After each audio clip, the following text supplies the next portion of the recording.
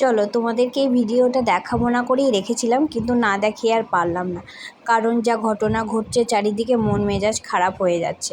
তার জন্য দেখি আমি এই ভিডিওটা ছাড়ি। আমার বেশি কিছু ভিডিও নেই, ছোট্ট একটা এই ভিডিওটাই করে রেখেছিলাম। এটা হচ্ছে কাশ্মীরে যাওয়ার পথে জিরো পয়েন্টে যাব, তার দৃশ্য কিছু তুলে রেখেছি।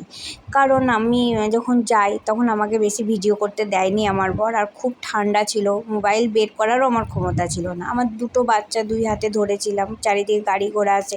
আর দেখতে পাচ্ছ তুলোর মতো কি উঠছে, এটা হচ্ছে স্নোফল হচ্ছে।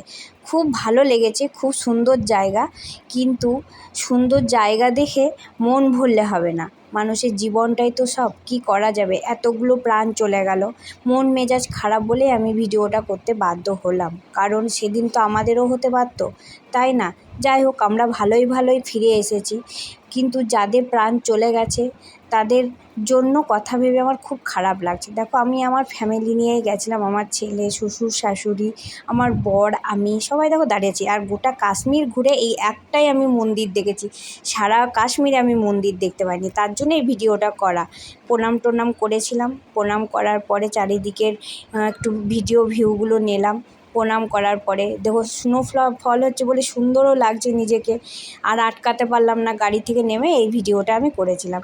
তাহলে সুস্থ থেকো, ভালো থেকো, সবাইকে ভগবান যেন ভালো রাখে। আর এরকম ভয়াবহ কাণ্ড যেন কাশ্মীরে না ঘটে, সেই ব্যবস্থা যেন সবাই মিলে করে, সেই প্রার্থনাই করব। কারণ খুব খারাপ লেগেছে এই দৃশ্যটা, চোখে জল এনে দিয়েছে। টাটা, ভালো থেকো, সুস্থ থেকো।